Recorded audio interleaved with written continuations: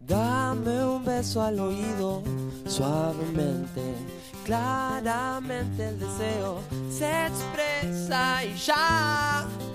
No necesitas el ruido, rompe el témpano de miedo que nos separa del amor.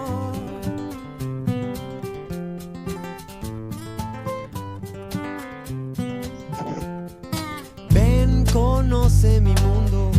Bien, una vez más en el espacio de Ideas Circulares en FM Bariloche y en este ciclo claramente tenemos el placer de tener un invitado que está dentro del marco de lo que veníamos compartiendo en encuentros anteriores, incluso en encuentros que hemos mantenido aquí con el economista español Emilio Carrillo, y que están vinculados específicamente con el proyecto de investigación que desde el año pasado estamos compartiendo en este ciclo, que es Conciencia y Sociedad Distópica, y en especial en este momento compartiendo la publicación del libro Conciencia y Sociedad Distópica. Y hoy nos está acompañando, bueno, uno de los coautores del libro, es Sergio Quiroga Morla, quien ha escrito específicamente, bueno, uno de los capítulos que refiere al ámbito de la salud,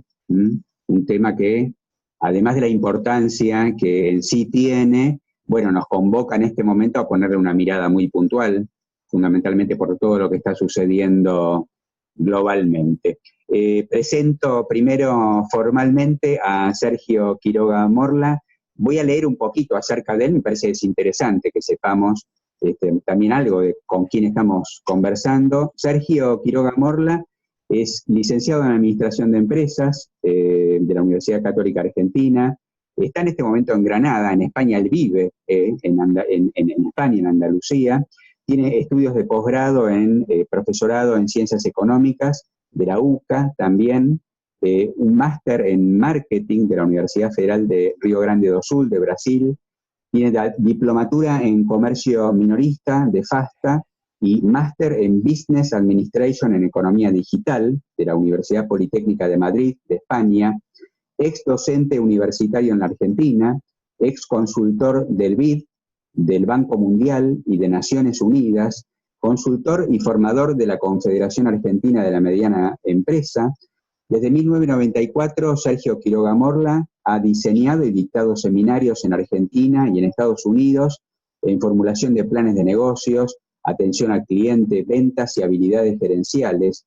Actualmente tiene a su cargo la elaboración y tutoría de seminarios de liderazgo y estrategia de negocios en modalidad a distancia del INACAP y de CAME, y desarrolla consultorías y formación en forma presencial y a distancia. Es columnista y speaker internacional en temas de trabajo y emprendedorismo consciente. Además, Sergio Quiroga Morla, desde hace 35 años, desde muy joven, ha transitado una búsqueda interna, estudiando y experimentando distintas religiones, en monasterios y caminos espirituales. Ha cursado estudios universitarios de psicología, antropología, teología dogmática, filosofía, sociología, doctrina social de la Iglesia y teología moral.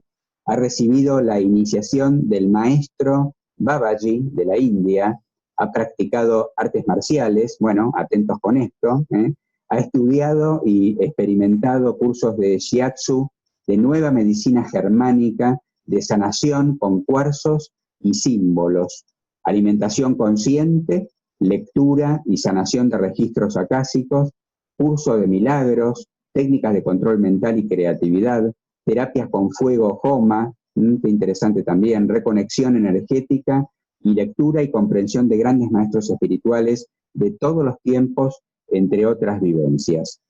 Estudia, investiga y vive la naturopatía. Coordinador del módulo, y a esto hacemos referencia hoy justamente, el módulo de salud en este proyecto Conciencia y Sociedad Distópica que dirige el economista español Emilio Carrillo. además de ser consultor y formador de emprendedores, investigador independiente, de hecho ha investigado mucho en este ámbito de salud para este capítulo que Sergio Quiroga Morla ha escrito, y es formador también en talleres de desarrollo personal y de empoderamiento. Vamos a compartir, por supuesto, para que tomen contacto directamente con Sergio Quiroga Morla, si ustedes así lo quieren, en un zócalo que va a aparecer reiteradas veces en este video, y vamos a compartir, digo, el sitio o los sitios que refieren a su tarea, a su trabajo, y el email de contacto de Sergio para que ustedes también tomen contacto directamente con él. Y hoy, bueno, dándole la bienvenida a Sergio, vamos a hacer referencia a esto, lo que aparece aquí atrás mío en este momento, que es el libro Conciencia y Sociedad Distópica, y específicamente haremos referencia al capítulo de salud que ha escrito Sergio, y vamos a estar compartiendo, recorriendo, quizás hoy sobrevolándolo, este capítulo, pero seguramente en otros sucesivos encuentros que mantendremos con Sergio haremos pie y haremos foco más detalladamente en mucho de lo interesante que reúne este capítulo.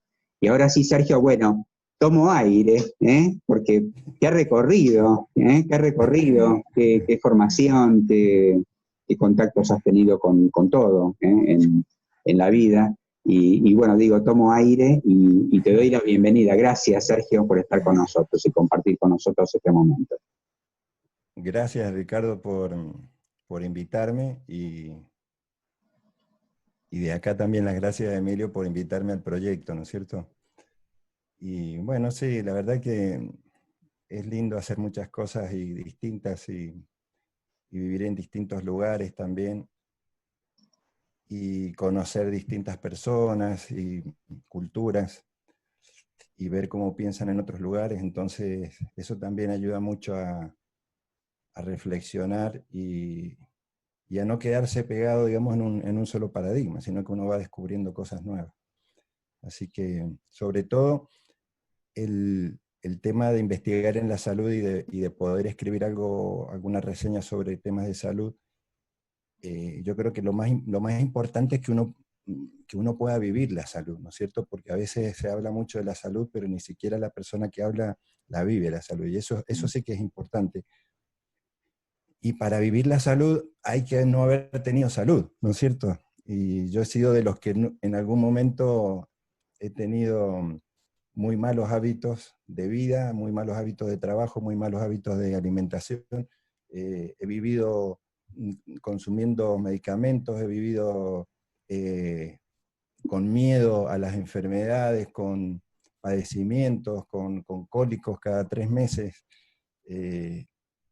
Y bueno, y he ido haciendo todo un proceso de evolución y de investigación y de experimentación personal que me ha llevado a estar, digamos, a poder estar, digamos, en un estado de armonía y de salud, digamos, sin tener que tomar ningún tipo de medicamento, sin hacer ningún tratamiento, sin padecer nada, que es un poco lo que llamamos salud, ¿no es cierto? No es que te diagnostiquen una enfermedad, sino el estar bien, digamos, y tener el organismo limpio y funcionando.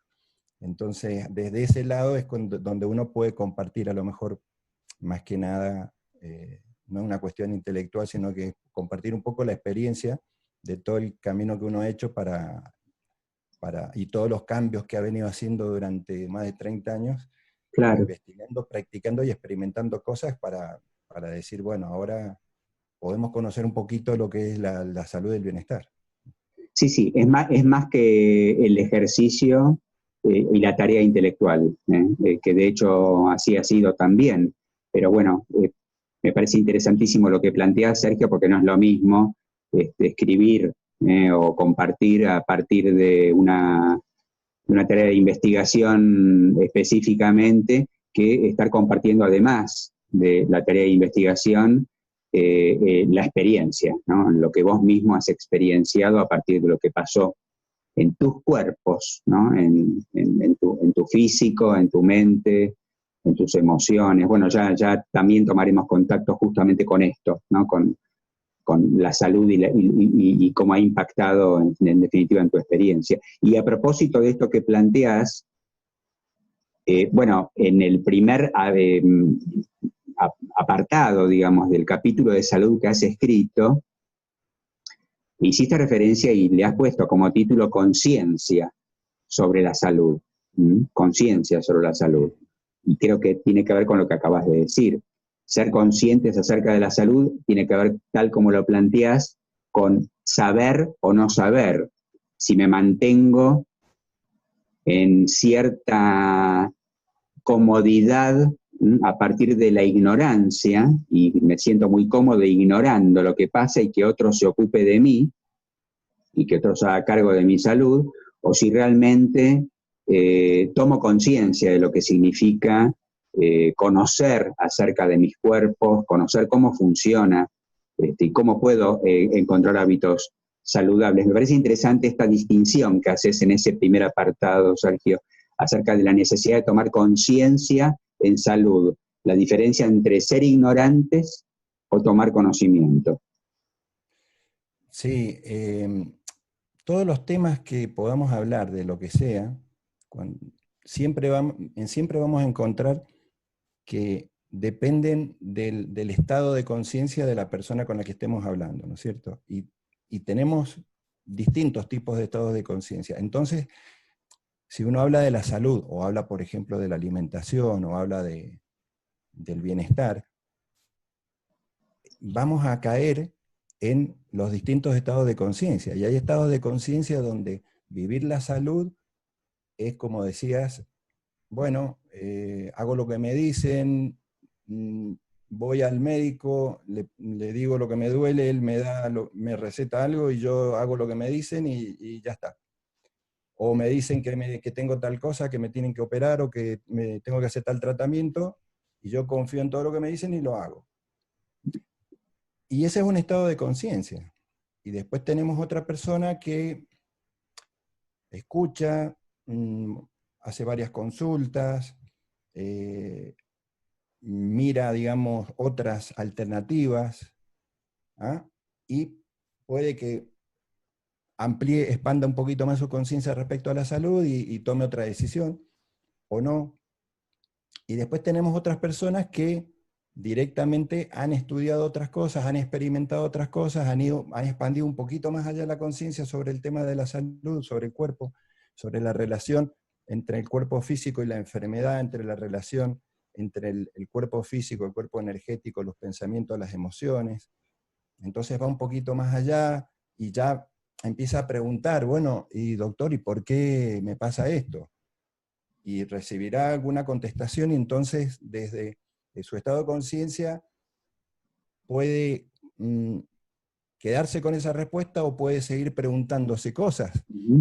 Por eso depende del estado de conciencia en el que estamos, nosotros o nos hacemos responsables de nuestro cuerpo o le damos el poder a otro para que otro decida por nosotros. Y ahí hay una gran distinción. Hoy en la humanidad tenemos, si se quiere, y esta cuestión sanitaria que estamos viviendo hoy en el mundo la pone de manifiesto de sobremanera sobre la mesa. O sea, tenemos una cantidad de personas que tienen un estado de conciencia en donde acatan todo lo que se les dice sin preguntar nada, sin cuestionarlo, respecto a la salud, o lo que está pasando, y después tenemos otro grupo que dice, esto no sé, no me suena, hay incongruencia, algo me hace ruido, no me resuena, podrá haber otra cosa, ¿cómo será? ¿Qué otras alternativas pueden haber?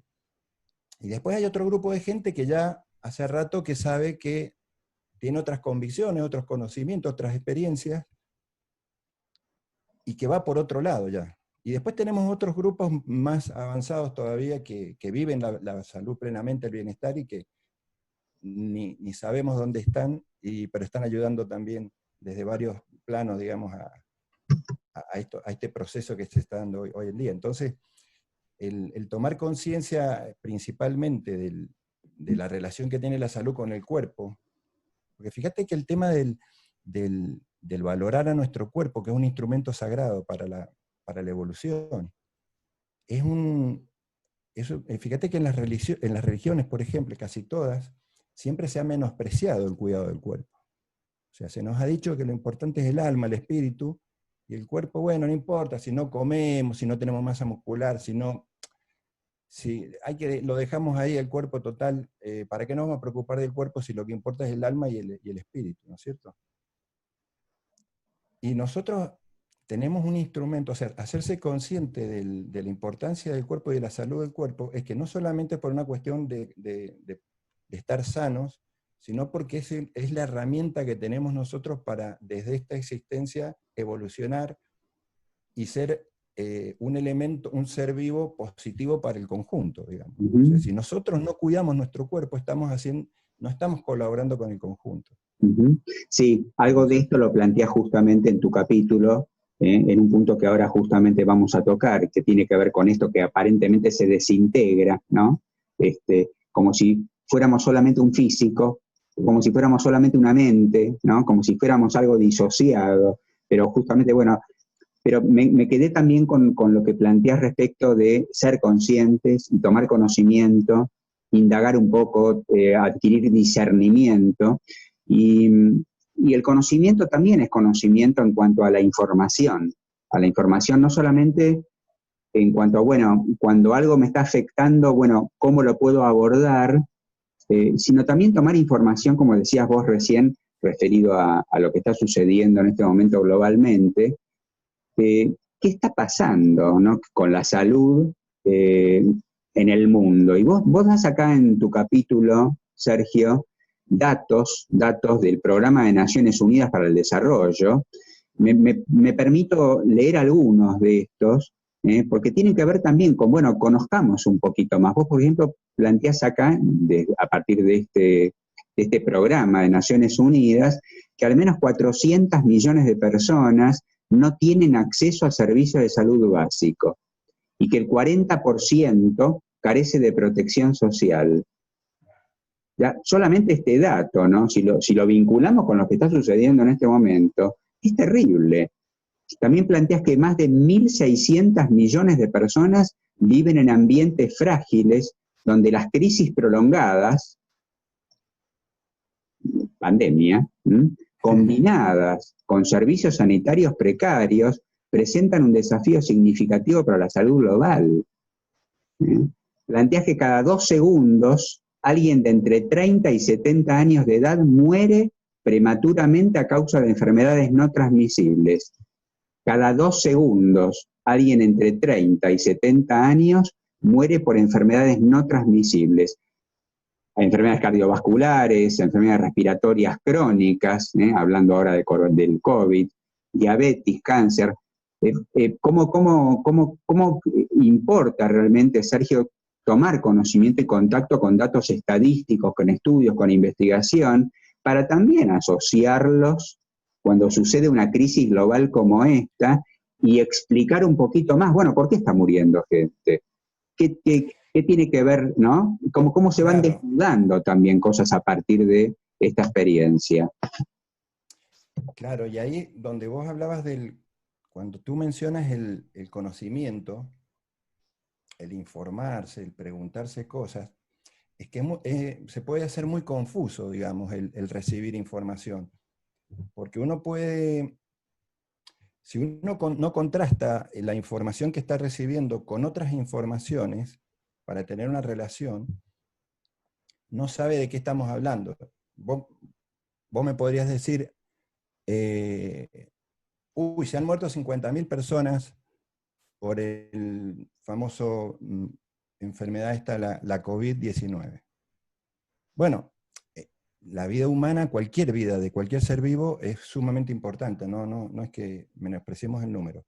Pero digamos, para tomar una relación o para entender eso, si nosotros al lado ponemos que todos los años se suicidan 800.000 personas, a lo mejor o que cada 15 segundos se muere una persona de cáncer o de diabetes o de una enfermedad que se podría prever, porque no estamos hablando de que hay algo allá afuera que me viene a atacar y yo hago todo bien, estoy sano, pero no, estamos hablando de que se muere cada 15 segundos una persona de una enfermedad que tiene que ver con los hábitos de vida, con la alimentación, con el ambiente, con el aire que respira, con el agua que toma, con el estrés que tiene en su vida diaria, digamos. Entonces estamos hablando de enfermedades de muertes que se podrían evitar. Entonces, cuando uno ve que en el mundo, o como hay otros datos, se mueren, o el año pasado, o en el año 2017, se han muerto 650.000 personas en todo el mundo de gripe, y nadie se enteró, y nadie paró el mundo, ni nadie puso ninguna noticia, ni nadie puso un contador donde decía a cada rato cuántos se iban muriendo de gripe. Entonces, claro, si comparáramos ahora lo que está pasando, lo que ha pasado en 5 meses, con lo que viene pasando todos los años, a lo mejor nos haríamos otras preguntas, o a lo mejor reflexionaríamos de otra manera, a lo mejor el sentido común, porque acá no tenemos que ser máster de nada, ni doctores en nada, digamos. A lo mejor cualquier persona, si les mostramos esas informaciones, esos números, eso que me alegra que muestres y que difundas todos esos pequeños números, porque son los que te hacen entender un poco qué es lo que sucede, o cómo interpretar lo que nos dicen, o lo que leemos, o lo que escuchamos. Entonces, claro, no, también el conocer hacer esas comparaciones son interesantes. Exacto. Para tomar conciencia también. Sí, sí, nos lleva a una conciencia más profunda, a una comprensión más profunda, el hecho de poder simplemente comparar, ¿no? Estás planteando una cuestión de sentido común, comparar incluso qué es lo que sucede cuando a partir de la propagación del miedo, como, porque yo digo miedo, luego virus. Miedo, luego virus. Claro, pues se propaga el miedo y esto también desnuda globalmente el estado emocional de la gente, que ante el miedo ya sale corriendo pidiendo atención médica porque estornudó. Y esto también al mismo tiempo se concatena con una crisis sanitaria mundial, salvo en países súper desarrollados, pero en los que no tienen infraestructura para atender el miedo. Pero te digo que ahí están peor, ¿eh? Bueno, claro, llegaremos a eso también, sí, pero me interesa. Me acordar ¿Por qué están peor? Bueno, es que si me preguntás eso, me tengo que saltar todos los capítulos del libro. Saltate. Pero si querés te lo digo ahora, te lo contesto ahora. Hay un estado de alarma hoy en el mundo, y hay un problema muy grave de la sanidad mundial, pero no es el coronavirus. O sea, lo que yo te voy a decir ahora, yo no lo he escuchado en ningún lado, por ahí. O sea, porque no figura esta versión de lo que del sistema del estado de alarma, digamos. Yo soy un convencido de que estamos en un estado de alarma, pero desde hace años. No desde ahora, desde marzo. Te diría que y estamos en un estado de alarma sanitaria desde hace 40 años, como consecuencia de lo que hemos venido haciendo en el planeta desde hace 40 años. Entonces, en los países más desarrollados, acá no importa la estructura sanitaria de edificios, profesionales médicos, la crisis sanitaria real es el estado en que está la salud de las personas, los 7.000 millones de personas que vivimos en el mundo. O sea, y yo invitaría a la audiencia, o a la gente que esté escuchando, haría una encuesta a 100 personas que estén escuchando o que estén viendo este video, y les diría cuántas personas y volviendo al tema de la conciencia de la salud y lo que es salud, concepto de salud, cuántas personas de las que están escuchando, de 100 personas que estén escuchando viendo este video, pueden decir que comen con apetito, que duermen todas las noches, que hace 5 años que no consumen ningún tipo de medicamento, que no tienen ningún dolor, que no tienen ningún sufrimiento, que tienen buenas relaciones sexuales, que están en armonía con su familia, con su trabajo, con sus amigos, que disfrutan de la naturaleza, que pueden caminar, subir 3 pisos sin agitarse, que pueden subirse a una bicicleta y hacer 2 kilómetros en una bicicleta. O sea, eso es salud. Y otra cosa, ¿y cuántas personas de los 7.000 millones de habitantes que habitan la humanidad hoy, este planeta, pueden decir que tienen un sistema inmunológico capaz de trabajar como está diseñado para que trabaje el cuerpo humano? Entonces, ahí nos damos cuenta que hay una crisis sanitaria, pero no es la crisis sanitaria de que no tengo cama, no hay enfermera, no hay mascarilla, no hay respirador. No, no. Eso es lo que nos están diciendo. Porque hay mucha inversión, mucho dinero, y es un pretexto fabuloso para que mucho dinerito vaya a comprar cosas externas que no nos dan la salud. Porque el paradigma de la salud, es más, fíjate vos una cosa, ahí la Organización Mundial de la Salud te dice, en su definición, que la salud es un estado de equilibrio físico, mental y social.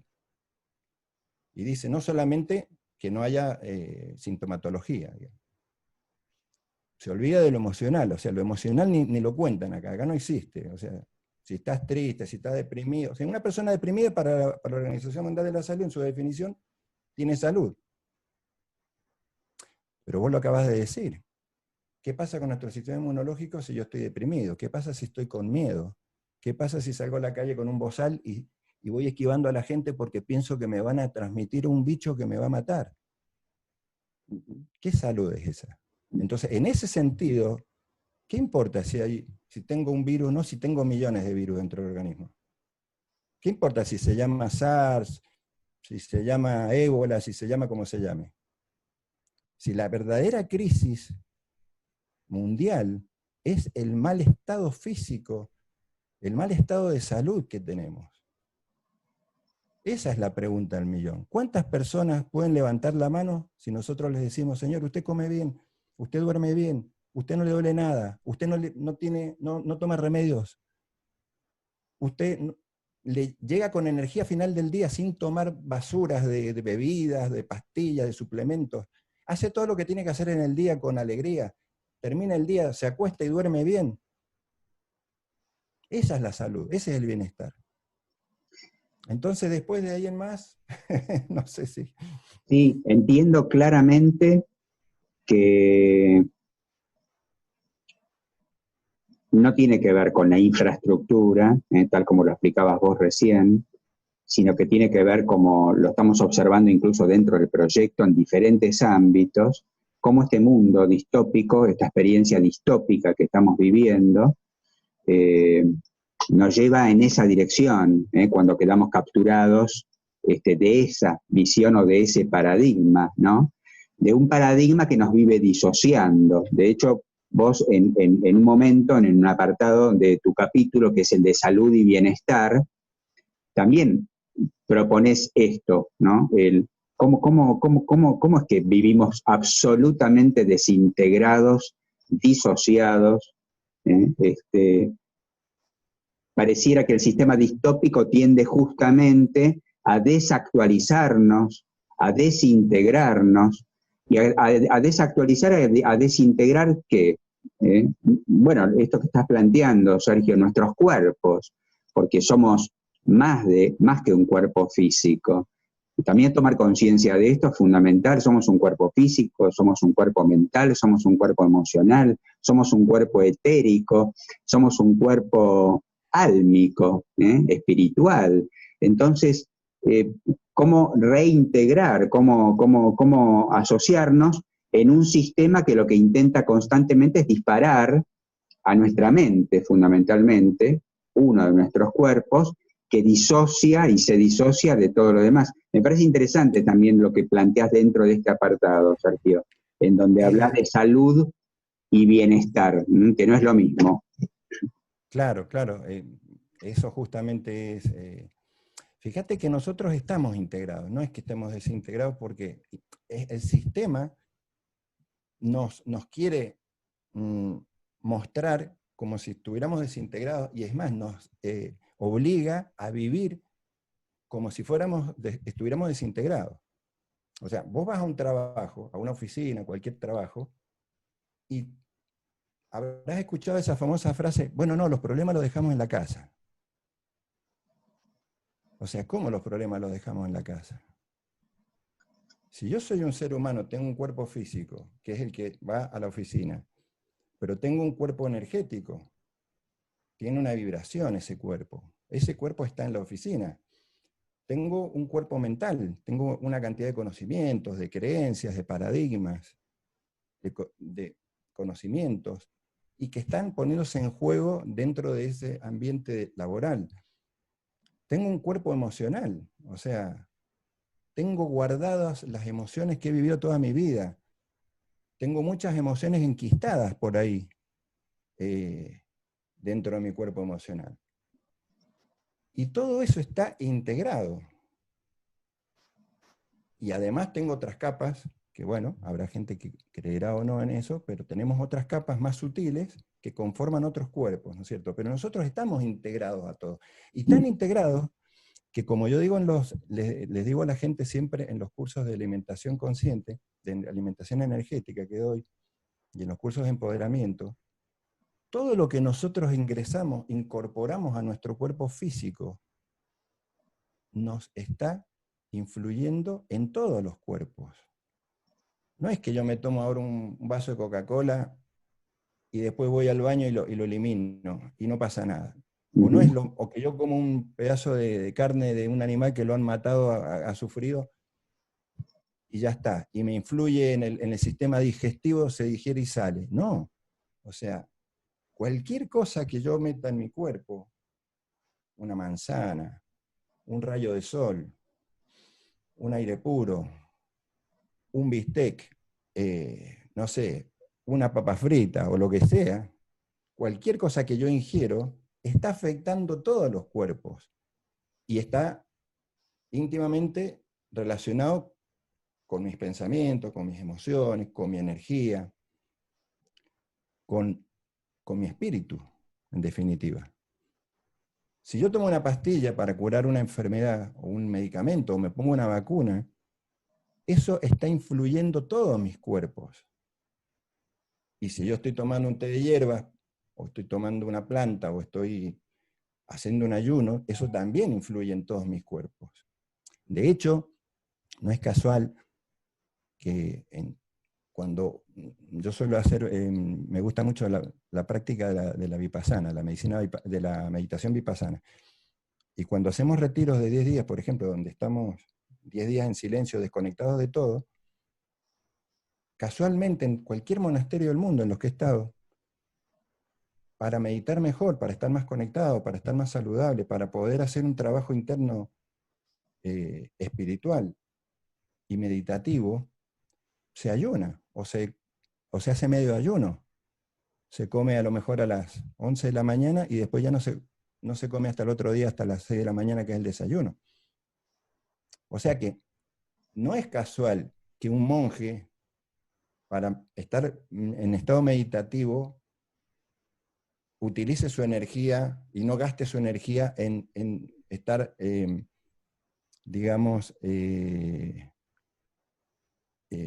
procesando alimentos, que algunos nos implican mayor gasto de energía que otros, digamos. Entonces, todo lo que nosotros incorporamos al cuerpo, ya sean alimentos, medicamentos, lo que sea, influye en todo, y no podemos separarnos de eso, aunque nos quieran desintegrar, aunque la medicina, lamentablemente alopática, que es tan joven, ¿no es cierto? Porque yo diría que es un niño de 5 años comparado con la ciencia médica del mundo, digamos. Si hay medicinas que tienen 5.000 años, 10.000, y tenemos esta ciencia que, bueno, lleva 200 años o menos en desarrollo, entonces podríamos decir que está en pañales, digamos, en el paradigma de la salud. Cuando un médico lo escuchás decir en un hospital, tengo un hígado en el 4.º piso, O sea, ya no es desintegrar a la persona de sus otros cuerpos, es que desintegramos al cuerpo, ya no estamos atendiendo a un ser humano. Tengo un intestino con esto, tengo un riñón. O sea, ni siquiera estamos viendo a un ser humano, estamos viendo un pedazo de un órgano. Sí, o una patología o un diagnóstico. Sí, sí. De hecho, me parece importantísimo lo que estás señalando, Sergio, la distinción entre que estamos integrados y que todos nuestros cuerpos influyen e impactan uno en el otro, sin ninguna duda, no solamente en lo que refiere a la alimentación, sino a todas las experiencias que estamos viviendo, todo impacta en esa unidad que somos. Perdón, dale. Sí, no, te quería dar pie. Quería decir que cuando hablamos de alimentación, cada cuerpo también tiene su alimentación. Entonces, claro, no estamos hablando, cuando hablamos de alimentación, no estamos hablando de lo que ingerimos y lo que para lo que metemos en el cuerpo físico, ¿no es cierto? El alimento nutritivo que pueda meter en mi cuerpo físico, sino que estoy hablando de lo que leo, de lo que escucho, de lo que veo. O sea, porque mi cuerpo mental también se alimenta. Mi cuerpo emocional también se alimenta. Si yo salgo a la calle y siento miedo, le estoy dando de comer miedo a mi cuerpo emocional. Si yo me pongo a leer noticias de muertes y de cosas, y de que le estoy dando un alimento a mi cuerpo mental. O sea, entonces es lo mismo que si yo voy a un restaurante, bueno, tendré un menú y elegiré qué es lo que voy a meter en mi cuerpo. Y tenemos que empezar a ser conscientes de lo que metemos en el cuerpo físico, de lo que metemos en el cuerpo emocional, de lo que metemos en el cuerpo mental y lo que metemos en el cuerpo energético y lo que metemos en los otros cuerpos sutiles. Cómo estamos nutriendo todo eso y cómo se influyen permanentemente todos esos alimentos y todo eso que nosotros metemos y todo lo que después sacamos de ahí, porque también así como estamos metiendo cosas, también estamos sacando cosas. Sí. Así es, entregamos también mucho de esto, sí, ya lo creo. Esto me da pie también, porque hiciste mención recién a que tengo un riñón en el 4º piso, y tengo una esquizofrenia en el subsuelo, cómo la medicina tradicional, lo que vos describís en el capítulo salud, en el apartado justamente de sistemas de salud en el mundo, los sistemas, los diferentes sistemas, cómo desde cada uno de esos sistemas cambia absolutamente el paradigma, cambia absolutamente la observación del ser que somos, del ser humano en su totalidad, cómo desde esta perspectiva de la medicina tradicional actual, digo, ¿no? La alopática, se observa la desintegración del ser humano, y es muy común escuchar cómo se lo desintegra. Me parece interesantísimo, seguramente volveremos también, Sergio, sobre este punto, que no solamente en tu capítulo de salud enumerás, sino que entrás en detalle en cada una de estas perspectivas, de estos paradigmas, de estos sistemas de salud en el mundo, que desde la perspectiva de lo distópico, también son herramientas. Cada uno de estos sistemas se configura como una herramienta, y desde la perspectiva distópica, la herramienta salud, desde la perspectiva distópica, pareciera, tal como lo planteas también, que nos pretende hacer creer que solamente la alopatía es el sistema único y correcto, que solamente la alopatía es aquello a lo que podemos acudir y recurrir cuando nos sucede algo. Se describen otras en el libro, pero me gustaría al menos, si te parece bien, las enumero y escucho algo de esto que también venías planteando, cómo hay perspectivas que nos desintegran y hay otros sistemas que tienden justamente a poder actualizarnos e integrarnos. Vos hablas de la medicina tradicional y ancestral, hablas de la medicina integrativa y energética, hablas de la naturopatía, hablas de la medicina tradicional china, hablas de Ayurveda, la medicina ayurvédica, hablas de la medicina macrobiótica, y hablas también de la nueva medicina germánica.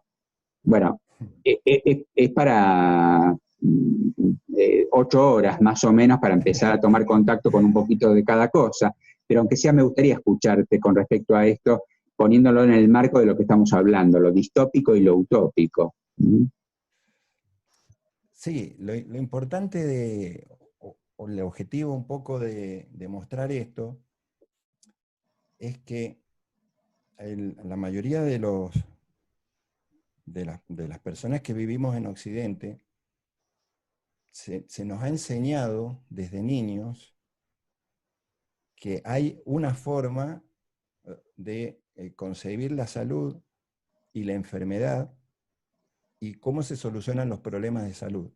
Y eso que nos han enseñado desde chicos, y sobre todo desde el año 40 en adelante, cuando la industria química empieza a desarrollarse y empieza a meterse, digamos, en el tema de la salud, a partir de ahí, los programas educativos y la cultura, la publicidad y los dibujos animados y todo, nos lleva a que visualicemos un solo paradigma y que veamos que los seres humanos nos enfermamos, primero no somos responsables de las enfermedades que tenemos porque nos enfermamos. Uno dice, se enfermó, bueno, se enfermó. No fue a jugar el partido porque se lesionó, bueno, se lesionó, no tiene nada que ver, se lesionó, o sea, ahí hay una lesión, no importa, o sea, algo le pasó, el tipo no fue a trabajar porque se lesionó, porque se levantó con fiebre, él no tiene nada que ver, pero algo malo vino y le dio fiebre, ¿no es cierto? Nos han enseñado que hay una cosa que es la enfermedad, y hay un señor con una bata blanca en un lugar que se llama sanatorio, hospital, que él es el que sabe, y él es el que nos va a curar a nosotros, y él es el que nos va a decir lo que tenemos que hacer, y nosotros tenemos que hacer caso a lo que él nos dice, ¿no es cierto? Entonces, si a nosotros desde niños nos enseñan y nos muestran, como les están mostrando hoy a los niños, a los angelitos que tenemos hoy viviendo en esta existencia, en este momento, de que hay un virus que nos va a atacar y que hay que estar con una mascarilla para protegerse y que hay que no tocarse con los otros niños y no salir a la calle y estar guardado y no darle un beso a nadie y no abrazarse con otro porque es peligroso. Si nos enseñan de eso desde chicos, como nos han enseñado a nosotros con la muñequita, el papá, juguemos al doctor, como cuando éramos chicos, juguemos al doctor, juguemos al maestro, juguemos al policía. Yo soy ladrón, vos sos el policía, yo soy el médico y vos sos el paciente. Entonces yo me tiro en una camilla y viene un señor y me revisa y me dice, haga esto, haga lo otro. Y yo, bueno, gracias doctor, sí, muchas gracias. Si le metemos a un niño eso, cuando tenga 40 años, va a creer que eso es lo único que existe. Porque nadie le enseñó que tiene un cuerpo mental, que tiene un cuerpo emocional, que tiene un cuerpo astral, que todo está relacionado entre sí, que las enfermedades tienen mucho que ver con lo que nosotros comemos, que las enfermedades tienen, o lo que significa estar enfermo, ¿no es cierto? Que ese es un punto muy importante. Nos han enseñado que la enfermedad es algo malo que nos pasa, que la naturaleza se equivoca y a veces el cuerpo falla, ¿no es cierto? Entonces, sí, es importantísimo que sepamos que hay otros sistemas de salud en el mundo, como la medicina tradicional china, como la Ayurveda, que tienen 2.000, 3.000, 4.000, 5.000 años, como la medicina ancestral de nuestros indios americanos, la medicina de los esenios, la medicina de los egipcios, podríamos hablar de sistemas medicinales complejos. La medicina tradicional china tiene, o un médico ayurveda, está años estudiando minerales, plantas, haciendo una preparación, tienen un conocimiento de los cuerpos y una concepción de lo que es la salud que va mucho más allá del mero tapar un síntoma, que lamentablemente nuestra medicina alopática se caracteriza por resolver síntomas a través de sustancias químicas que se agregan o se sacan al cuerpo cirugías y radiaciones, digamos. Eso más o menos es lo que hace la medicina alopática. Si te falta esto, te lo pongo, y si te sobra esto, te lo saco. Porque es todo el ser humano es una cuestión química, nada más. No hay. Y el ser humano, y el cuerpo humano es una cosa frágil, es una cosa que viene un bichito que tiene el tamaño de 1/1000.000 de un milímetro, como un virus, un coronavirus, que es una cosita que si tomas 1 milímetro, lo divides entre 1.000.000 de partes, esa cosita tan pequeña, a todo este cuerpo, es tan frágil que nos puede infectar, nos puede provocar una enfermedad y nos puede matar. Porque nosotros estamos indefensos, ¿no es cierto? Entonces necesitamos ir al médico o tomar el medicamento, ponernos una vacuna, que es la única solución que hay para resolver este problema. Y después tenemos la medicina naturopática, que te dice, no, no hay enfermedades, hay enfermos. Tenés la medicina, la macrobiótica, que te dice, si usted no es feliz en su vida, no está sano. O tenés la medicina ayurveda, que te dice, que te mide 3 tipos de pulsos distintos, y que te dice, usted tiene una determinada característica en su cuerpo, tiene que tener una determinada alimentación, que considera tu forma de vida. O tenés una medicina tradicional china o un médico naturópata donde en una consulta médica va a estar 1 hora entera preguntándote cómo dormís, qué comés, cuántas relaciones sexuales tenés y disfrutás. Te va a preguntar tus hábitos de descanso, tus hábitos deportivos. O sea, te va a hacer 50.000 preguntas para conocer todo, para entender a dónde está el origen de ese síntoma, de esa alarma que tu cuerpo se está prendiendo a través de un síntoma y te está queriendo decir que hay un problema. Entonces, en otros paradigmas de la ciencia, de la medicina, la enfermedad es un desequilibrio personal o social, que tiene que ver con que algo en nuestra vida no está funcionando bien. No es una cuestión química solamente, que me falta hierro, o me sobra hierro, o que me falta una vitamina, o me falta una vitamina, y si le ponemos la vitamina se la sacamos. No sé si querés que nos detengamos en el tema de los virus ahora, pero básicamente me gusta, ahí en el libro, bueno, hay varias planillas que hablan, que después las podemos ver en otro momento, de la diferencia entre la naturopatía, por ejemplo, y la medicina alopática, pero básicamente lo que sería interesante que la gente le quede es que ni la medicina alopática es la única, ni es la mejor, ni es un paradigma totalmente distinto al de otros paradigmas que tienen una tradición mayor y que se vienen practicando en muchos países y que vienen teniendo muchísimos resultados. Y de hecho, aunque existan o no publicaciones científicas, que ese es otro tema, que bueno, si ya empezamos a hablar de eso podemos estar 2 horas, pero hayan o no, lo que sí hay son resultados. Y de hecho en Europa, hace poco hicieron un estudio y el 40% de las personas de Europa utilizan medicina integrativa o han utilizado alguna vez en su vida medicina integrativa, o sea, y de todo tipo de medicinas integrativas.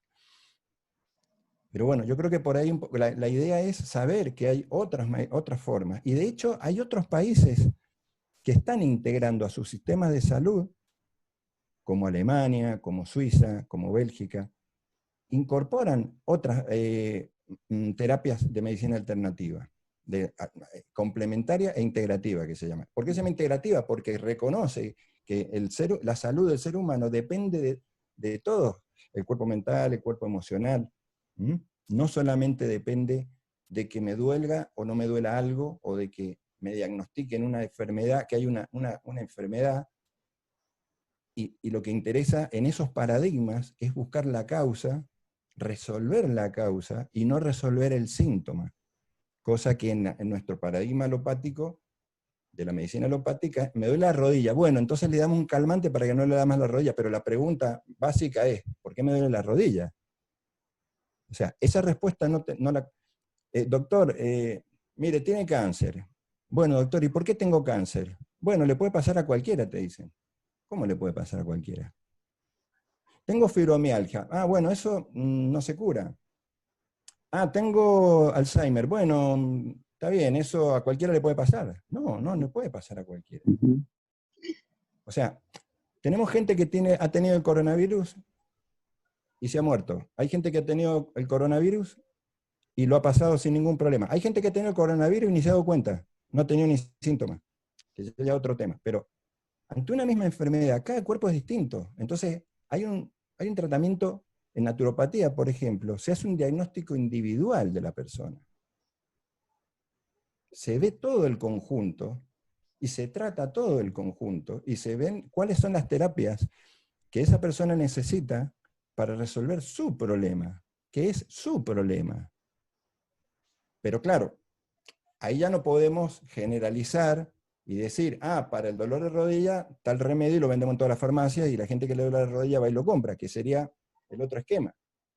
Ahí lo que hay es un trabajo artesanal. Un naturópata te va a preguntar un montón de cosas, va a buscar el origen de tu problema y va a tratar de darte terapias naturales, lo menos invasivas posibles, para hacer que tu organismo recupere la salud por sí mismo, porque el organismo, en ese paradigma de la salud, el cuerpo mismo es el que se sana a sí mismo y tiene toda la capacidad para sanarse.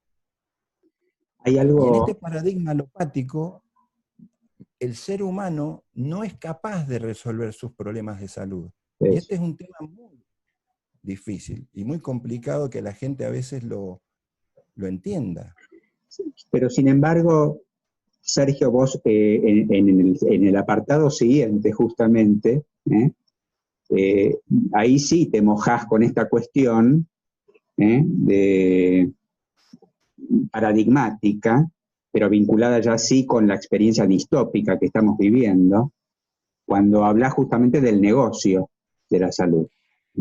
Entonces, si está claro que, por supuesto, no es lo mismo cuando quien nos está observando en una situación de malestar, nos está observando desde un observatorio diferente y por lo tanto nos observa como integridad y plantea obviamente preguntas muy distintas y propuestas muy distintas que generalmente en esos paradigmas a los que referiste, ancestrales, a lo que se va tendiendo justamente es a la versión utópica del ser humano, lo que se va buscando es mayor empoderamiento y mayor libertad en la experiencia del ser humano.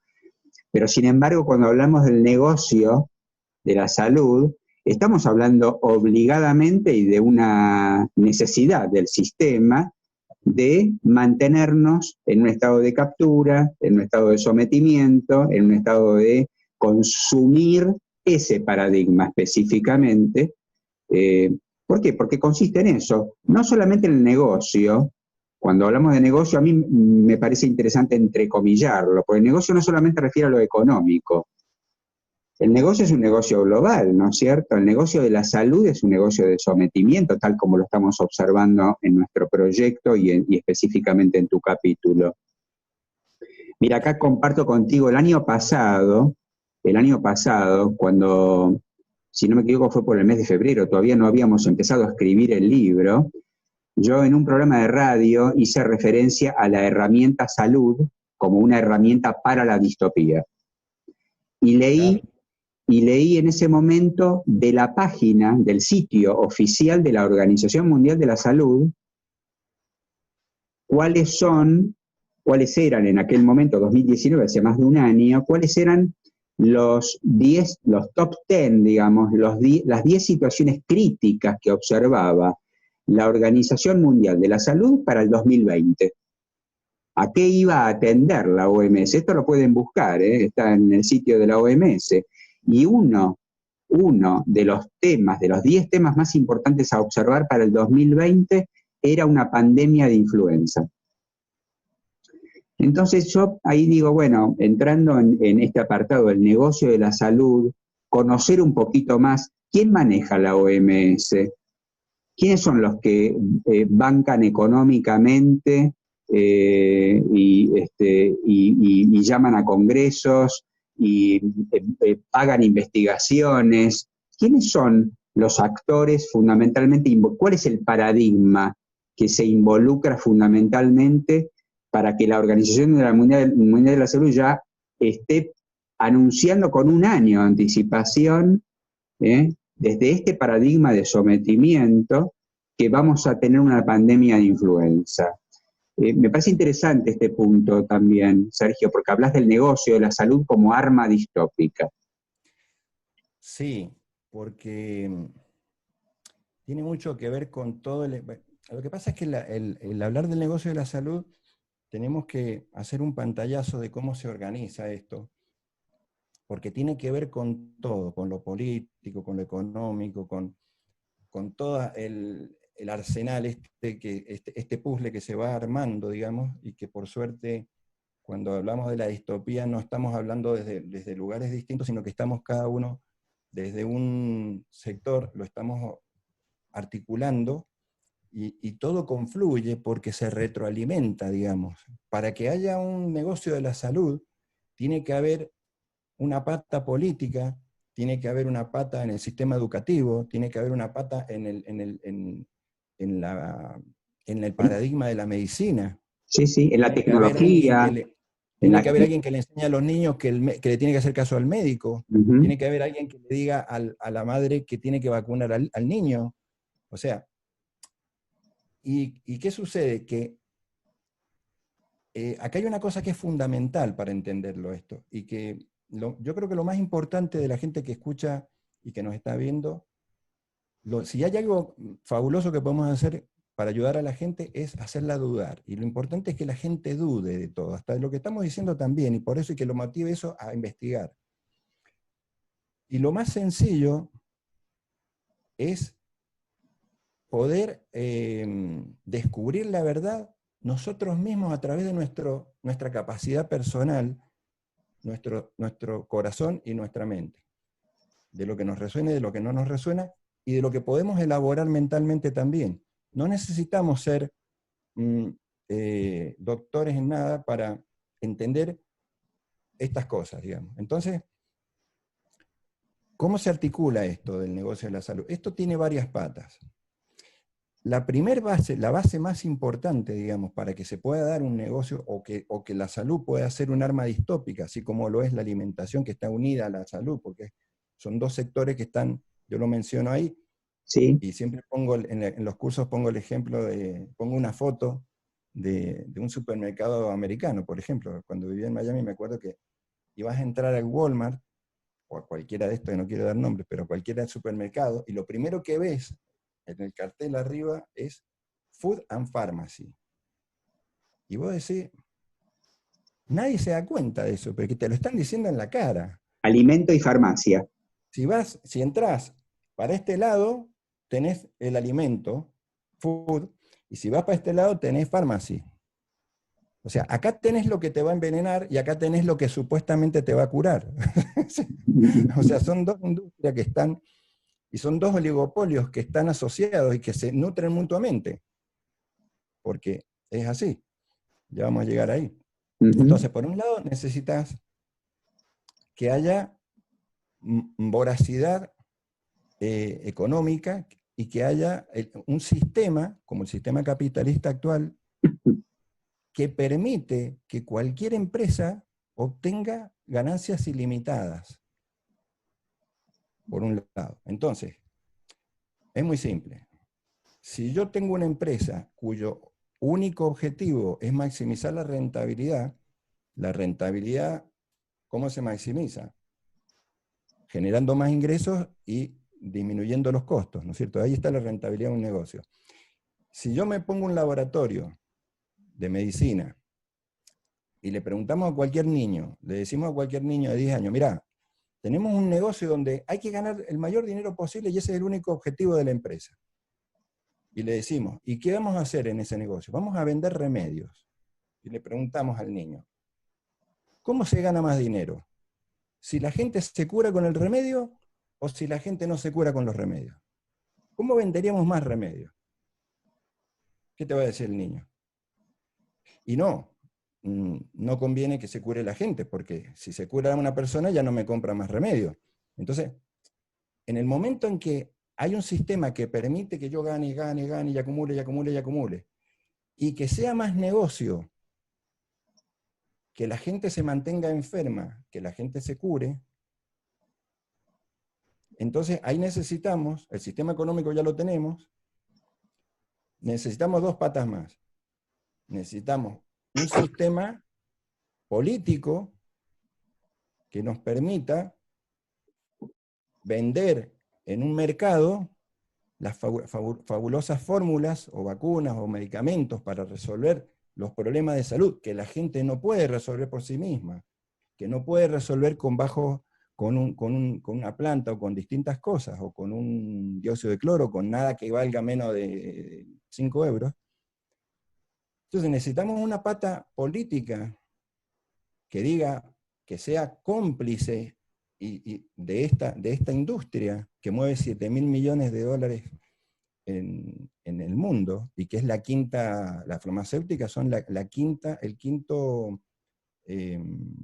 sector que mueve más dinero en el mundo, detrás de las armas, del alcohol, de los juegos, ¿no es cierto? Entonces, estamos hablando de miles de millones. Si yo permito que una empresa gane lo que sea, permito que una empresa patente algo que es para el bien común, como puede ser un remedio o una vacuna o algo que supuestamente cura un mal de la humanidad, y permito que lo patente y que le ponga el precio que quiera, y si yo permito que, a pesar de que ese remedio se compruebe dentro de 10 años que mató un montón de personas o que tuvo un montón de efectos secundarios, yo ese sistema económico, ese sistema político, no castiga a esa empresa. Fíjate que es increíble, ¿no? Pero ahí vas a ver que en el libro por ahí mencionamos el caso de Pfizer, de un laboratorio que en 2015 es el laboratorio que tiene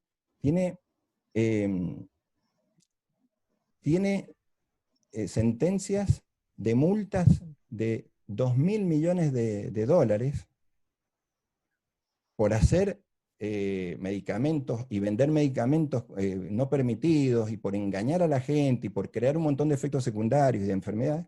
Y sin embargo, ayer, o sea, 23 de julio de 2020, estoy leyendo que le acaban de hacer un contrato al mismo laboratorio que es el más sancionado en Estados Unidos, le acaban de hacer un contrato de 1.200 millones de dólares para comprar la supuesta vacuna que todavía no existe, pero que la está terminando de hacer.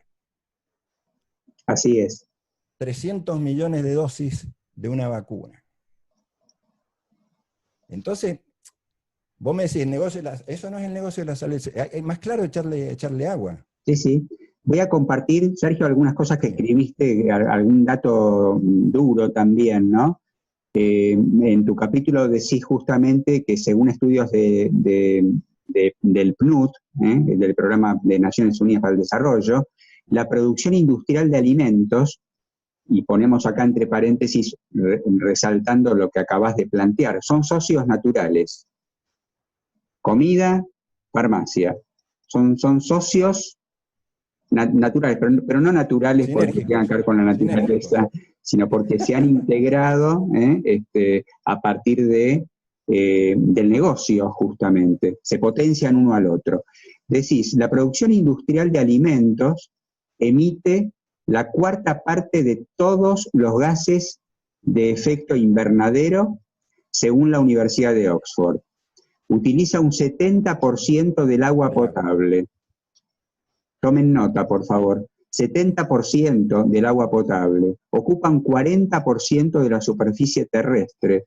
El desperdicio de comida equivale al 8% de emisiones. Hasta un tercio de los alimentos se desperdician entre la granja y la mesa.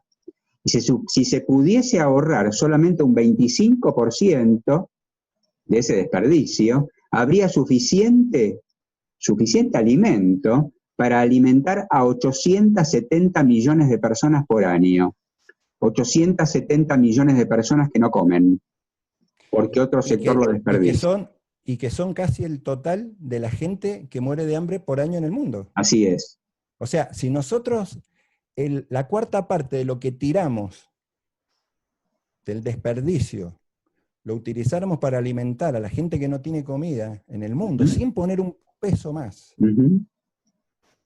curaríamos en el 95% del hambre del mundo.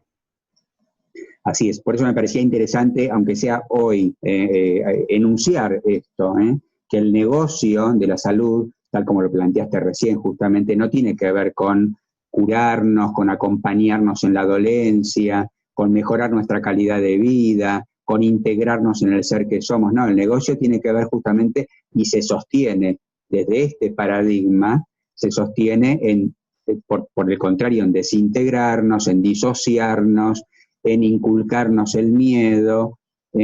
Hablabas recién de las vacunas. Acá me parece interesante, si te parece, por lo menos para poder... Te agrego un dato, ya que claro, mencionaste lo de la alimentación. Claro. Fíjate qué loco, ¿no? Qué locura.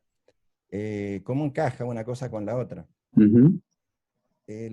De 7.000 millones de personas que vivimos en el mundo, según los mismos datos oficiales, porque no estamos hablando, yo no tomo datos que no sean, tomo datos de la Organización Mundial de la Salud, de la ONU, de distintas plataformas oficiales, digamos, no es que hay un iluminado por ahí que se le ocurrió algo. Según esos datos, que están también en el libro, hay 1.000 millones de personas que se mueren de hambre, hay 2.000 millones, 2.100 millones de personas mal alimentadas, con problemas de peso y obesidad.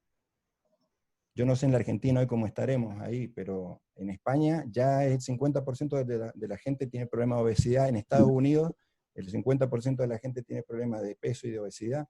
Y hay otros 1.000 millones, 1.600 millones que tienen problemas de nutrición. O sea, que de los 7.000 millones, 5.000 están comiendo fatalmente mal. O sea que la alimentación, la dieta occidental, como lo dice el mismo informe de la ONU que pongo ahí, lleva a, la dieta occidental nos lleva a un listado es la causa de más de 100 enfermedades, según la misma Organización Mundial de la Salud. O sea, pero no hemos parado el mundo por eso. Ni hemos encerrado a nadie, ni hemos hecho nada. O sea, tenemos 5.000 millones de personas mal alimentadas, unos por exceso, otros por defecto, unos por falta de nutrientes, que en definitiva están con un sistema inmunológico deteriorado, debilitado, por no decir destruido, y que los pique un mosquito mañana y están vulnerables, porque te digo, en el primer mundo, en España, en Alemania o en Estados Unidos, una persona que come todos los días, que es millonario, pero puede tener tantas bacterias malas en su intestino que mañana lo pica un mosquito y se muere. Porque el sistema inmunológico o su organismo está totalmente acidificado. ¿Me entiendes? Entonces, eso es lo que no vemos, eso es lo que tenemos que ver. Fíjate qué curioso, ¿no? Hacemos un confinamiento.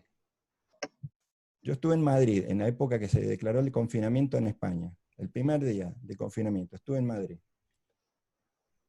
¿Qué podías consumir? Podías echar gasolina, podías comprar en el supermercado, podías comprar harinas refinadas que sabemos que hacen mal, podíamos comprar azúcar que sabemos que hace mal, podíamos comprar todo tipo de bollería que sabemos, y hay miles de estudios científicos que dicen que hacen mal, que disminuyen el sistema inmunológico. Podíamos comprar cigarrillos. O sea, hoy, por la calle, tenés la obligación de andar con una mascarilla, pero si fumás, te bajás la mascarilla y vas fumando.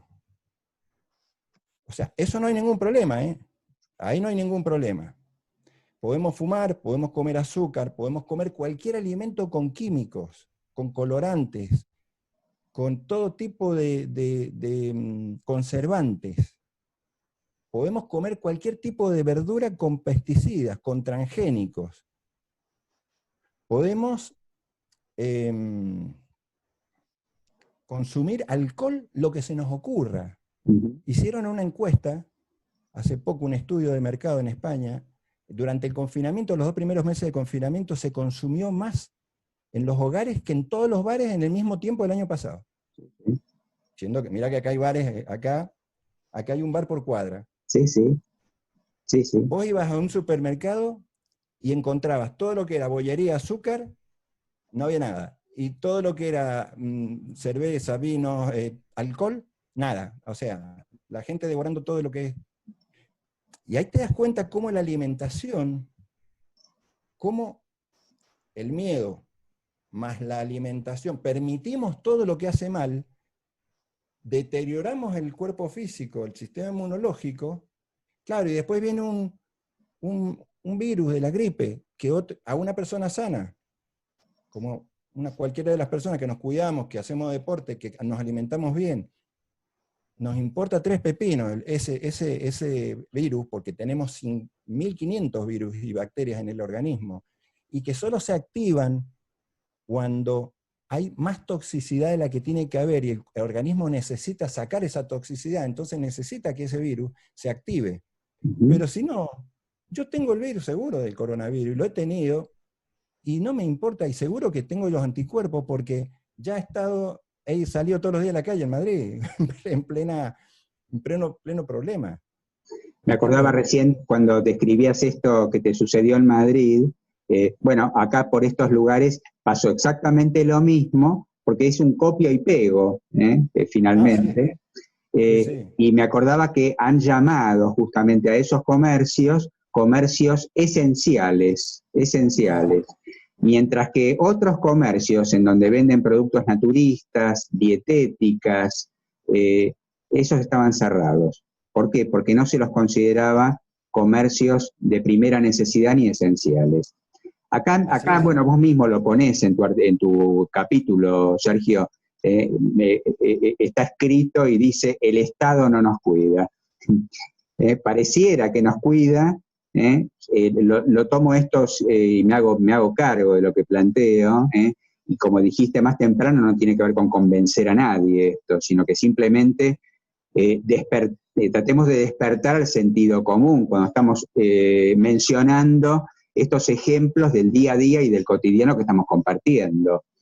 ¿El Estado nos cuida? Te agrego una cosita más que tiene que ver con esto del negocio también de la salud, que te decía, tiene que haber una pata política. Cuidado, acá nosotros no estamos hablando de ningún partido político, esto no tiene nada que ver con un partido, con otro, es más, no tiene que ver con ninguna ideología, ni de derecha, ni de izquierda, ni de centro, ni de nada.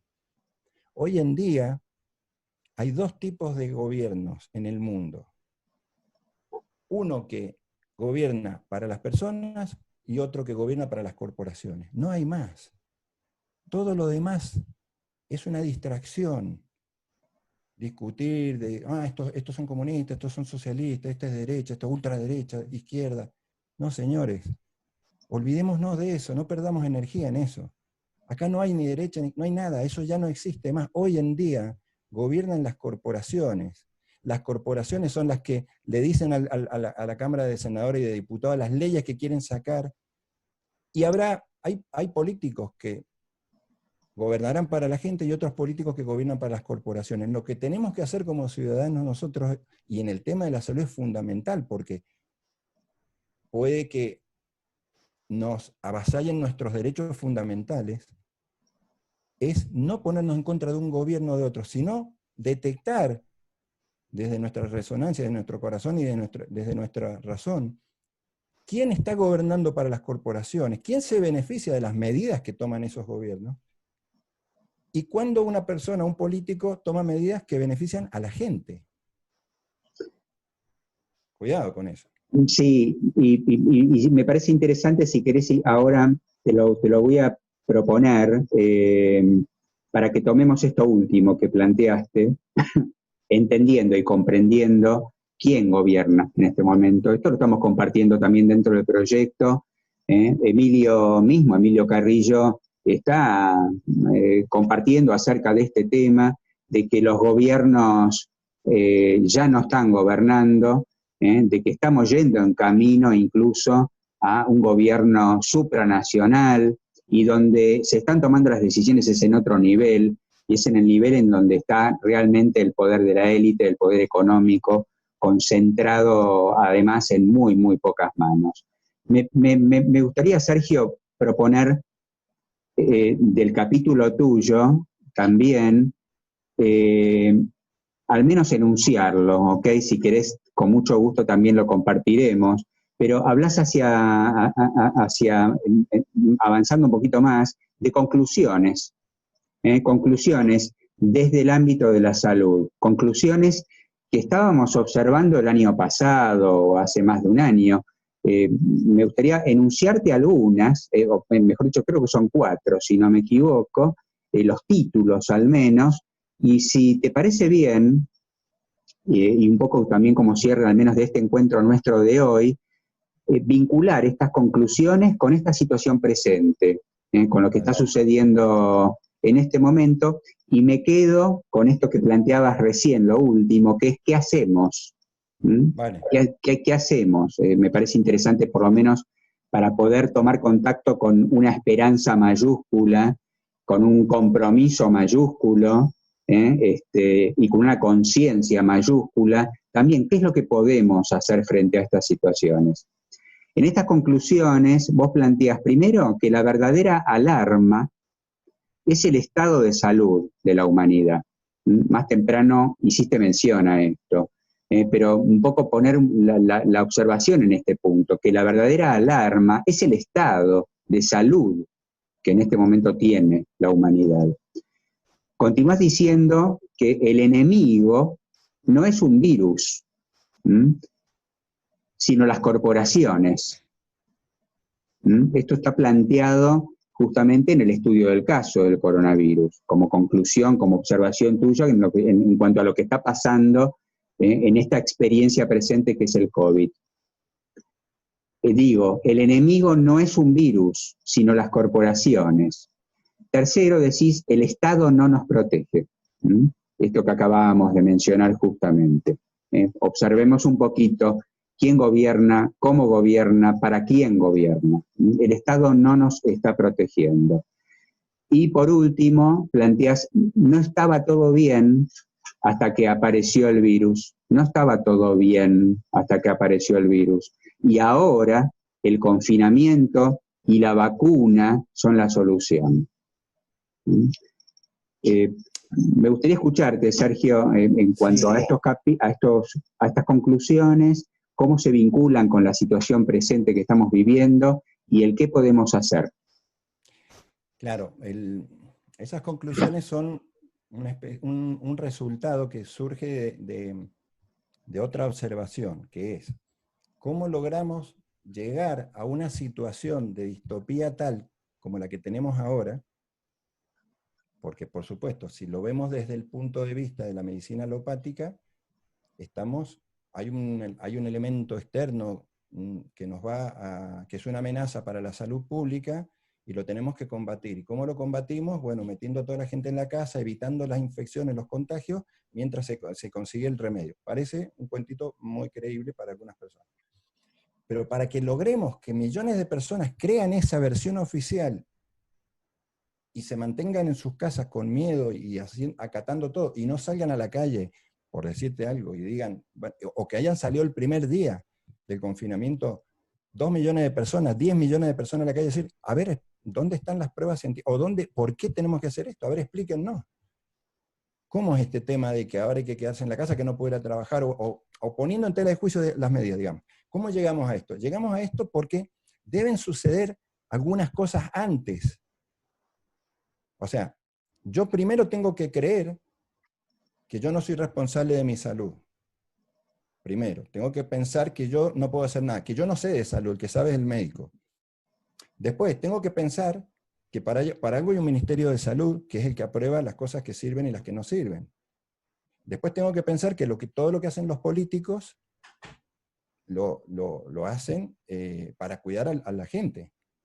que ellos son todos buenos, honestos, los políticos, la clase política no son personas que se vayan a vender al mejor postor, sino que son personas patriotas que están al servicio del ciudadano y que lo están cuidando, lo están protegiendo y están haciendo todo lo necesario para que esa persona, que me llamó la atención hace poco, que ayer o antes de ayer veía en un estudio que hicieron ahí, un reconocido estudio de Argentina sobre el nivel de aceptación del manejo de la crisis, que decían que un 80% de la gente le parece que se está manejando bien este tema. Y justamente, si hay un 80% de la gente que le parece que está manejándose bien el tema, y hay un grupo de personas que dicen que esto es algo distópico, quiere decir que hay algo que no funciona. ¿Cómo llegó toda esa gente a pensar que esto está sucediendo bien? Para eso, tienen que creer en estos otros paradigmas, que ellos no son responsables de su salud, que yo estaba todo bien, yo soy sano, estoy bien, no tengo ningún problema de salud, pero ahora hay un virus que me va a joder la salud. Tengo que creer que el político me está protegiendo. Tengo que creer que la Organización Mundial de la Salud me está cuidando. Entonces, si vos lees todo el capítulo de lo que hemos escrito y lees todo el libro, tenés que empezar a dudar de todas esas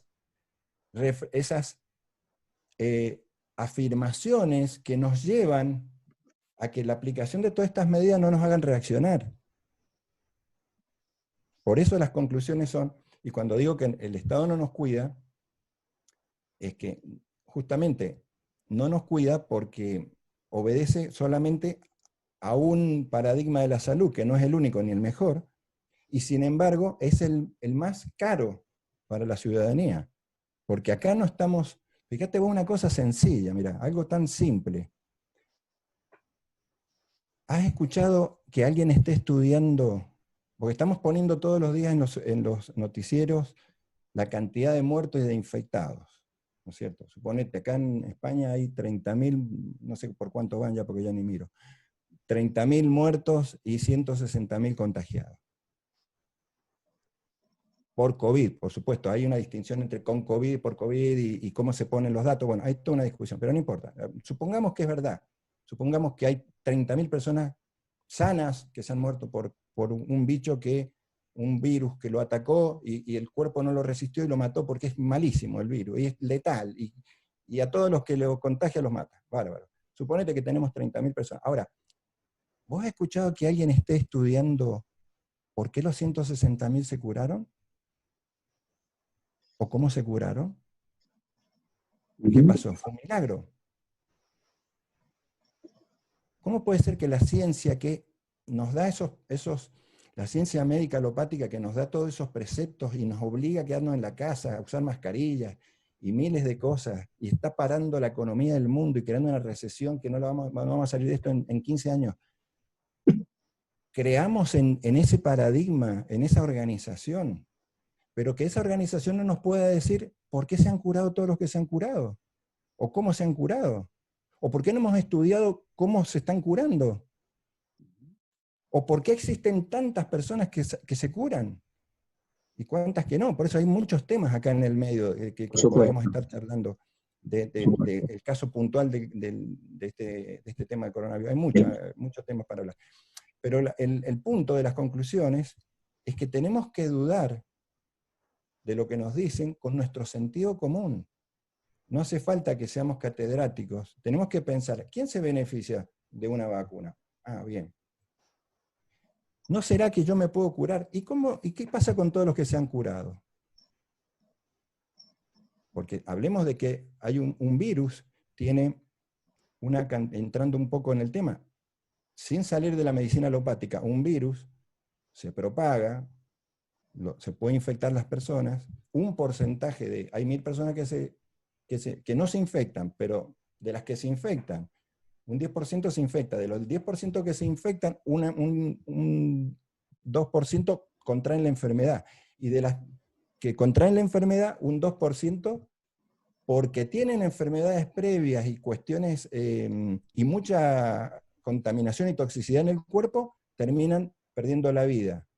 Por el virus no, porque ya tenían un cuadro, y la gripe, como podría haber sido cualquier virus de cualquier gripe o lo que sea, podría haber terminado con esa de dar el remate, digamos, a esa persona que ya tiene un cuadro de enfermedades, como pasó en Italia, que hicieron el estudio de todos de los 10.000 personas que murieron al principio, y el 90% eran personas que tenían más de 75 años, que ya tenían 2 o 3 enfermedades previas respiratorias y pulmonares. Bueno, pero supongamos. Entonces la conclusión es que tenemos que dudar de quiénes son los que se benefician con esto. Y fíjate vos una cosa que es sencilla. Es curiosa la naturaleza humana, pero cómo nosotros, cuando no tenemos miedo, si hubiéramos hecho una encuesta 3 meses en enero, de la credibilidad de los, que hay un montón de estudios sociológicos que se han hecho, incluso en Argentina, de la credibilidad de los políticos, por ejemplo, de todos, no estamos hablando de ningún partido, de todos, y en todos los países. El 60% de la gente no cree en los políticos, no cree en la clase política. Pero cuando tiene miedo,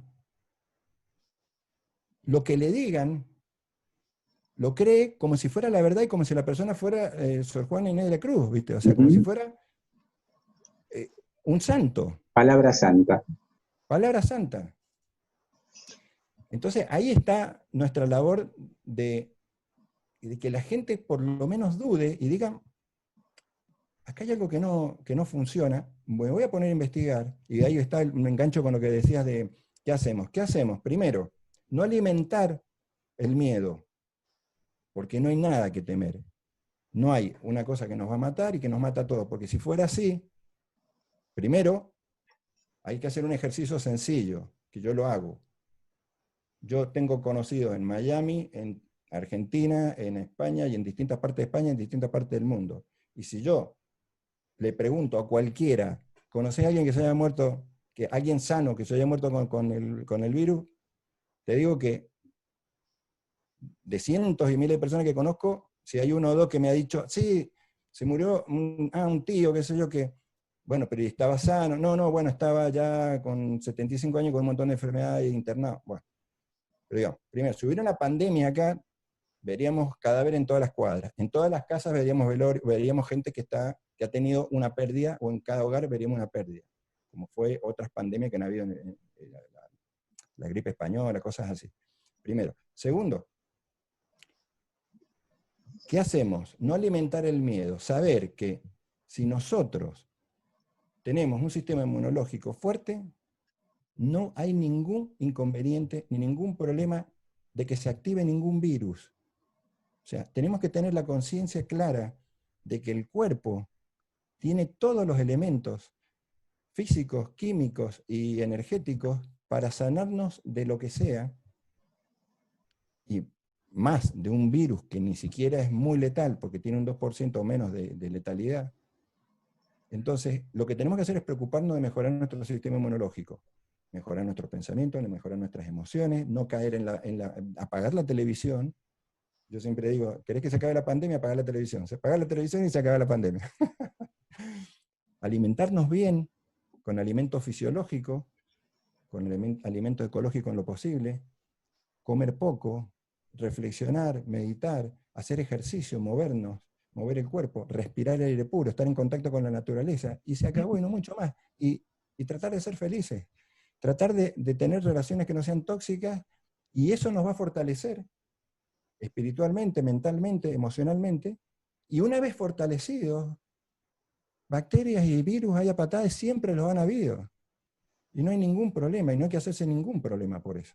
Y después, ¿qué hay que hacer con el tema de los gobernantes y todo? Observar, mirar, preguntarse, y también desactivar, porque los que podemos resolver el problema de la distopía somos nosotros todos desde nuestro lugar, haciendo lo que podemos hacer y donde más le duele al sistema. Porque el problema no es que haya una persona que te quiere vender una vacuna, el problema es que haya una persona que la pida.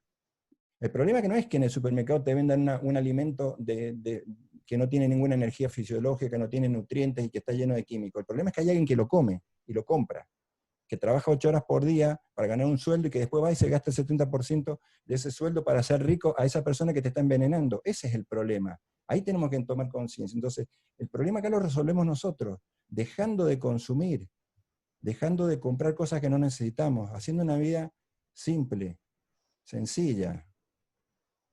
preocupándonos de los afectos, del amor, de nuestras relaciones, de cuidar nuestro cuerpo, de cuidar nuestra mente, nuestros pensamientos, nuestras emociones, y así el cuerpo, el sistema inmunológico se fortalece.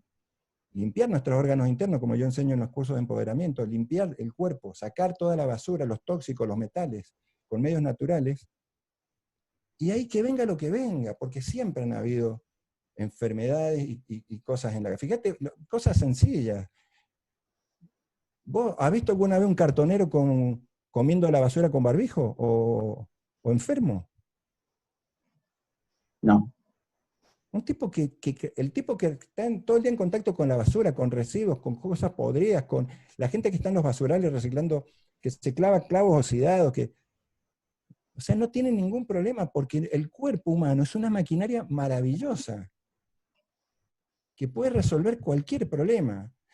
Y hasta el año 1920, la medicina, los médicos alopáticos sabían de eso, porque ahí también en el libro se mencionan varios médicos, incluso premios Nobel de medicina, que reconocían la teoría del ensuciamiento corporal, el doctor Signalé, el doctor Otto Warburg, bueno, el mismo Hammer tiene 30.000 casos de cáncer estudiados, comprobados, que los llevó a las universidades para que le hicieran la evaluación, y nunca le quisieron hacer la evaluación de su sistema. ¿Por qué?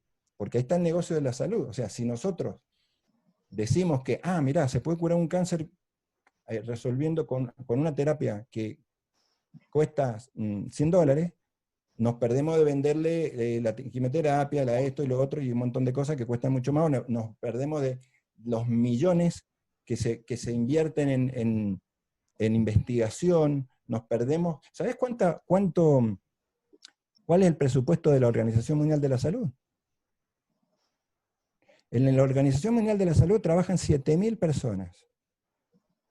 Desde el año 49 que existe, 48, bueno, en el 49 se hizo la Constitución y empezó a funcionar.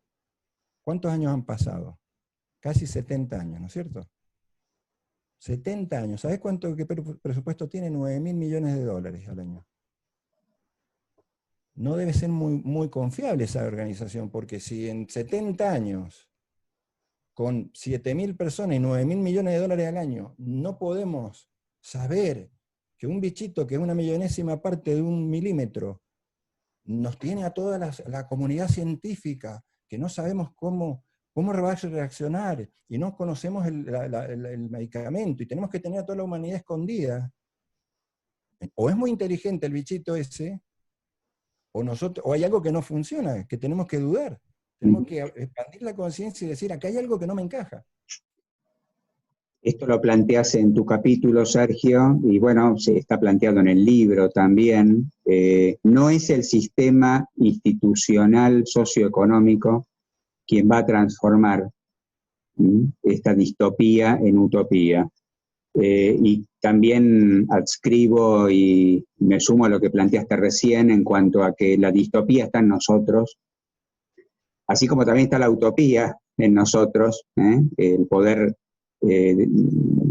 manifestarnos en la vida y cotidianamente de manera ejemplar, en todo sentido, tal como lo dijiste. Con lo cual, hay algo, creo que también de lo que compartís, que tiene que ver con poner la semilla de la duda.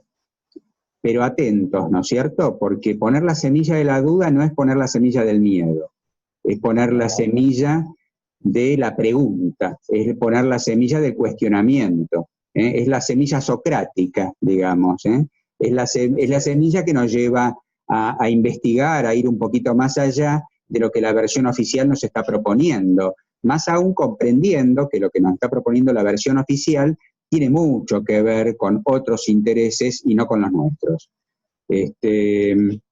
Realmente, bueno, te dejo las palabras finales, Sergio, pero bueno, sin decir antes que fue un placer lo que hemos compartido por lo pronto hoy.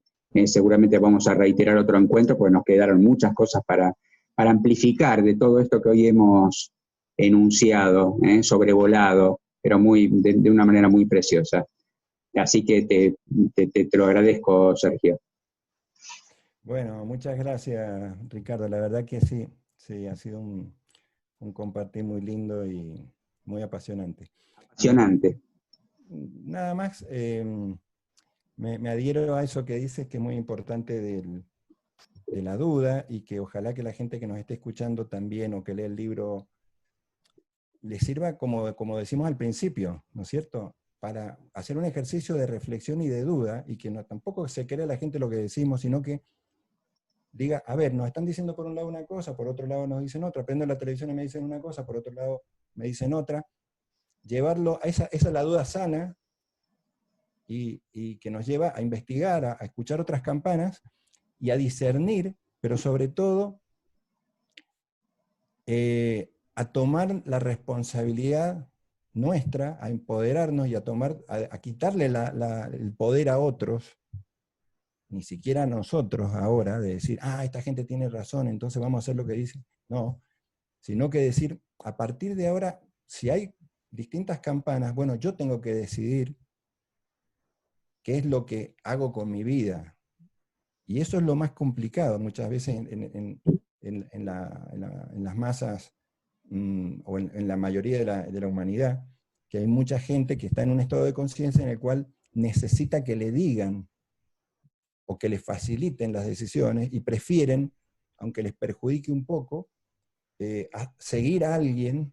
Estamos en la época tanto de los influencers y del seguir a este o al otro, que necesitamos a veces seguir a alguien y que nos diga, y no nos planteamos nosotros la duda, y tratamos de, aunque sea, cerrar los ojos y decir, bueno, esto que me están diciendo, siento que puede ser, que es distinto a lo otro, y es muy fácil, el cuerpo te va a decir, cuando escuchás algo, cuando lees un libro, cuando tenés un libro en la mano, nomás lo tenés en la mano y ya decís, esto siento que me hace bien, o prendo la televisión y siento que ya mi cuerpo se siente mal. Entonces hay que empezar a confiar en uno, en la capacidad que tiene cada uno de discernir la verdad y conectarse con su interior, y ahí están todas las verdades, ahí está. Entonces uno tiene que tratar de, en este tiempo, y si nos confinan de vuelta, que es lo que va a pasar ahora pronto, utilizar ese tiempo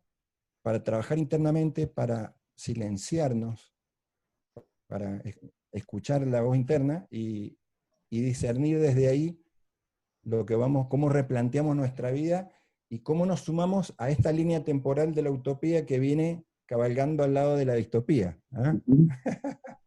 Bien, gracias Sergio Quiroga Morla, coordinador del ámbito salud en el proyecto de investigación Conciencia y Sociedad Distópica que dirige el economista español Emilio Carrillo, y que, bueno, hoy hemos compartido esta primera parte para FM Bariloche 89.1, Ideas Circulares, en este ciclo que llamamos Claramente, clara todo. Así que muchísimas gracias, Sergio. Nosotros nos quedamos un segundito más en línea. Gracias, y nos despedimos con gratitud, con todas y todos quienes nos han estado acompañando hasta acá. Muchísimas gracias.